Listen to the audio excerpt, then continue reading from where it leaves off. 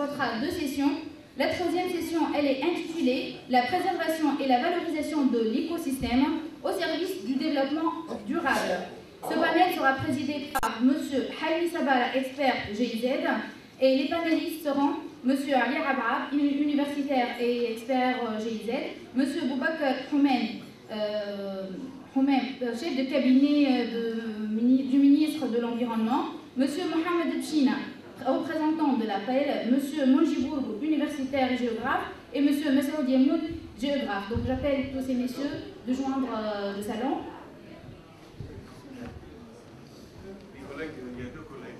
Et voilà, monsieur Hachem Mohsen Habib El-Hamidi et monsieur Giovanni Sossi. Monsieur Hachem de l'Irak, c'est un ingénieur directeur des travaux في أهوار ميسان, محافظة ميسان, et monsieur Giovanni Sossi, universitaire italien.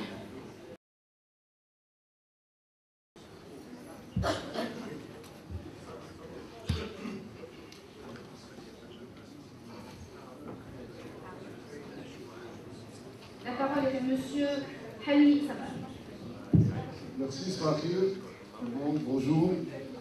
Donc aujourd'hui, on va démarrer avec une session qui porte sur la préservation et la valorisation de l'écosystème au niveau de l'île de Djerba. Donc ce débat va tourner autour de 3 ou 4 points essentiels. Premièrement, on va essayer de mettre un peu, d'apprécier très rapidement, parce que ça a été déjà fait, la situation, le bilan de l'écosystème dans 15 sujets. Par la suite, nous allons voir quels sont les facteurs qui ont jusqu'ici et qui continueront à influencer l'état de l'écosystème. Par la suite, on va voir quelles sont les méthodes, peut-être, et les moyens pour conserver, préserver l'écosystème et encore plus le valoriser. Et enfin, on va voir quels sont les acteurs qui pourraient contribuer donc dans la conservation et la valorisation de l'écosystème.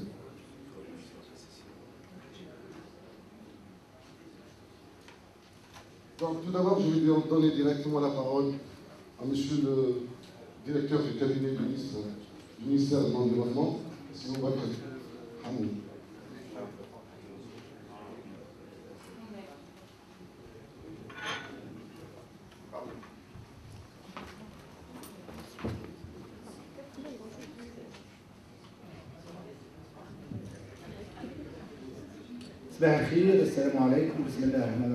Bonjour à tous. Je viens ici participer avec vous au nom de Madame la ministre de l'Environnement, qui a vraiment bien voulu être parmi vous. Les empêchements de dernière minute. Je vais prononcer un mot en son nom pour cette 3e session qui concerne la préservation et la valorisation de l'écosystème au service du développement durable. Le mot n'est pas très lent. Alors, mesdames et messieurs, chers collègues et amis, il m'est particulièrement agréable d'être parmi vous aujourd'hui pour participer aux travaux de ce forum sur le thème « Djerba, quel modèle de développement ?» organisé par le réseau associatif Djerba Development Forum. Cette invitation témoigne encore une fois de la nécessité du renforcement du dialogue établi entre les autorités, notamment le ministère de l'Environnement et le tissu associatif, pour promouvoir le concept du développement durable en Tunisie à travers une approche territoriale, participative, qui implique toutes les parties prenantes. Toutefois, et malgré les initiatives engagées dans cette voie, l'intégration des 3 composantes du développement durable, à savoir l'économique, le social et l'environnemental, je dirais également le culturel et tout, dans une vision commune et cohérente, est restée timide, laissant aujourd'hui la place à des modes jusqu'à aujourd'hui, à des modes de planification encore centralisés, prédominés par le caractère sectoriel. Une lecture rapide de la performance de ce mode de développement permet de dégager de sérieuses lacunes dans les différents domaines, et ceci tenant compte des données et des indicateurs produits avant même la Révolution que sur les données actualisées au cours de ces derniers mois. Le processus de prise de décision était en effet souvent centralisé, avec une faible prise en compte des spécificités régionales et locales. Les régions et les localités constituaient de ce fait de simples prolongements organiques de la direction centrale, sans une autonomie notable de décision, que ce soit au niveau des choix que des modalités de gestion. Ce mode de gouvernance a fini souvent par vider les régions et les localités de leur enthousiasme et de leur volonté d'agir et d'entreprendre. La démocratie citoyenne était totalement absente en Tunisie. Elle commence actuellement à prendre forme progressivement. Un apprentissage de long terme est indispensable dans ce sens. Mesdames et messieurs, chers collègues, dans sa nouvelle quête de promotion d'un réel développement durable à forte dimension humaine, la Tunisie est amenée dans l'avenir à surmonter plusieurs défis.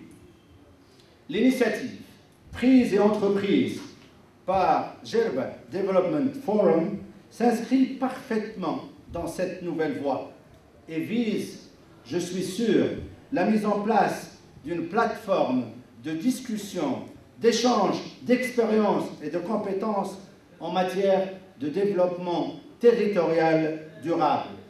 Ce forum, dans sa première version, est une occasion pour nous tous d'analyser et de réfléchir ensemble sur le modèle approprié à l'île de Djerba.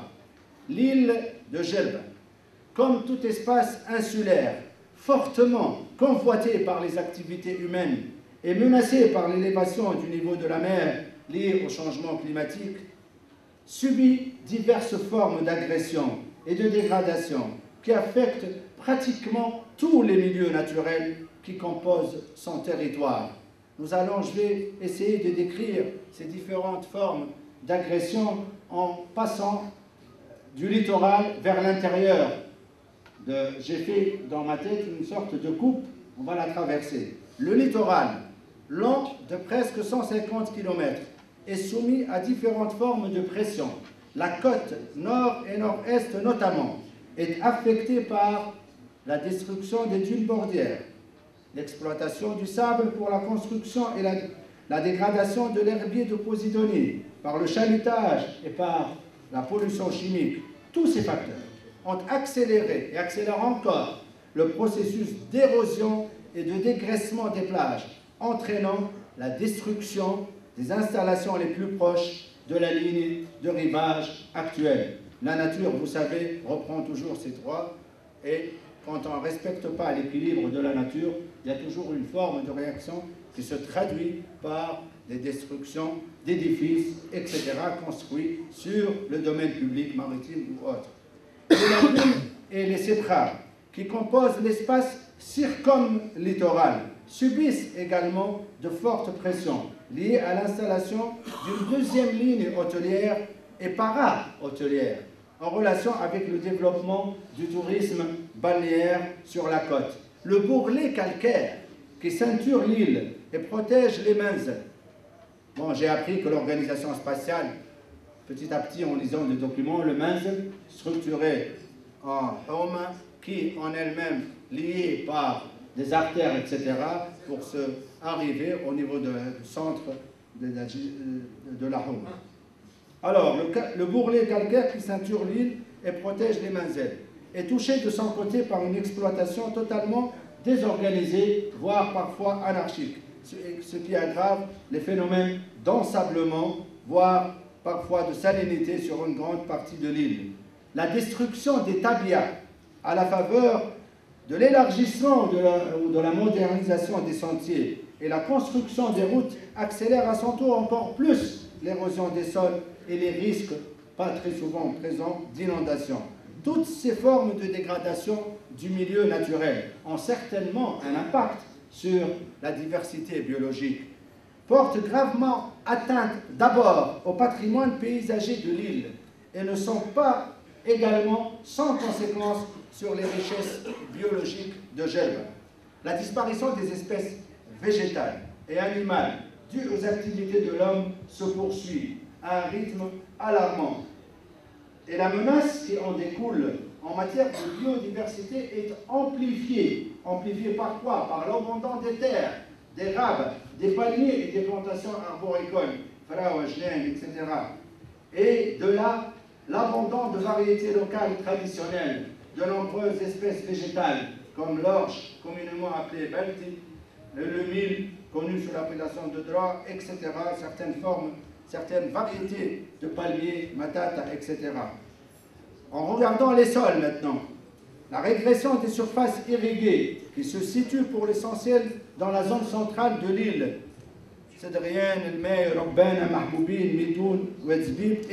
la régression de ces surfaces irriguées est également un excellent témoin de la fragilité, cette fois-ci, des agrosystèmes, lesquels souffrent surtout aujourd'hui de l'insuffisance des ressources en eau, surexploitées par le poids croissant des populations résidentes, mais surtout et encore plus des visiteurs. Au même titre d'ailleurs, toujours en ce qui concerne les sols, le morcellement extrême des terres soumises à une exploitation permanente ou occasionnelle, ainsi que la complexité des droits de propriété sur des parcelles modestes rend illusoire l'idée d'une viabilité des exploitations agricoles en sec. Cet abandon culturel est d'ailleurs amplifié par le package sauvage, souvent du petit bétail caprin pratiqué par des descendants d'anciens nomades. Signalons enfin que la destruction par arrachage des palmiers, d'oliviers, voire même de caroubiers ancestraux constitue une autre forme d'atteinte grave à l'écosystème de l'île. Ce phénomène s'est d'ailleurs amplifié depuis l'avènement de la Révolution, à la faveur laissant place à des constructions anarchiques, non respectueuses à la fois de l'environnement naturel, mais surtout de l'identité architecturale de Jelba. Quelles sont les actions à entreprendre? Quelles sont les mesures à prendre pour freiner ces agressions, préserver les différentes entités de l'écosystème de Jelba et s'engager progressivement vers la voie d'un développement durable?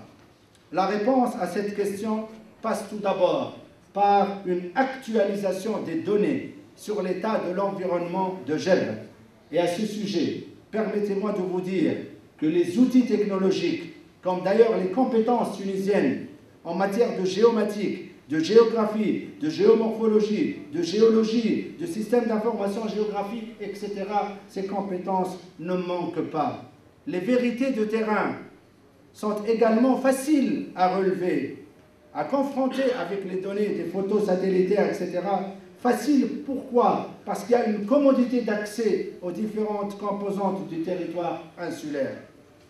La protection des biotopes et des ressources, la biocénose, passe aussi par la réalisation d'un inventaire exhaustif, scientifique, précis et pertinent des différentes potentialités de l'île, des contraintes et des pressions qui les menacent. Ceci permettra évidemment un meilleur classement des zones sensibles, comme les dunes côtières, les plages, les sapras, les terres agricoles, les palmeraies, les bouquets de palmiers majestueux que nous retrouvons sur l'île. Et pourquoi pas, je m'oriente vers le représentant de la PAL, donc vers nous-mêmes, et pourquoi pas l'acquisition par la PAL de quelques zones fragiles menacées de destruction dans le but de créer des réserves naturelles à soustraire à toute action humaine.